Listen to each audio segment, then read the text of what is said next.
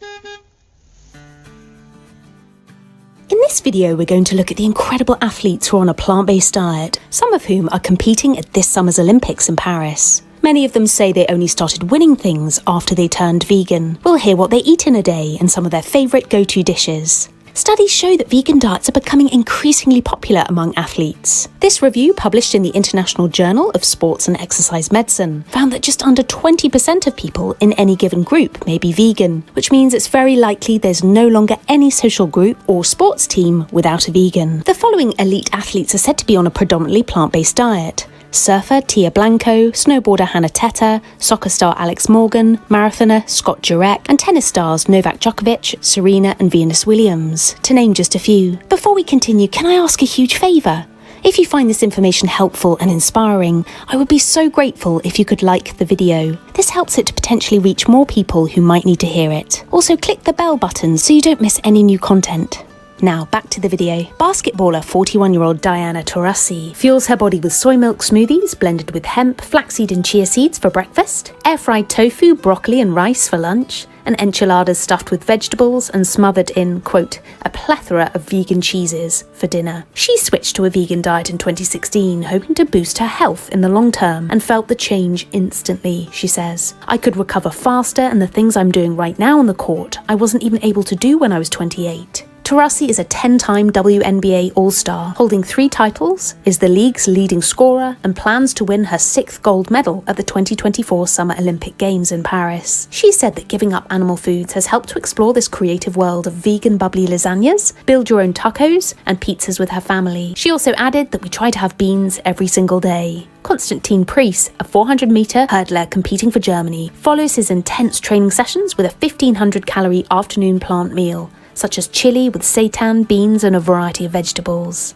He did say the mental energy it can take to maintain a strictly vegan diet has meant he may eat meat after the Olympics to simplify his meals, but also is a bit of an experiment to see how he feels off a plant-based diet. Brazilian rugby player Marina Fioravanti is also plant-based and says she eats a lot of protein smoothies, rice and beans, lentil bolognese, and oatmeal with chia seeds. And so many other athletes credit the diet as being essential to their success. Figure skater Megan Hamel said, I wasn't a world champion before I was vegan. I was a world champion because I was vegan. She won gold and bronze medals in team and pairs figure skating at the 2018 Winter Olympics. Megan eliminated all animal products from her diet in 2008 and still credits her athletic success to daily bowls of oatmeal, homemade chickpea peanut butter, protein cookies, and lentil pasta. She runs a blog called Lots of Greens, where she posts training and nutrition advice along with recipes for sweet potato brownies and savoury vegetable-packed pancakes. 3-time Olympian weightlifter Kendrick Farris is one of the most well-known vegan athletes, and he said, if my competitors had injuries, it sidelined them.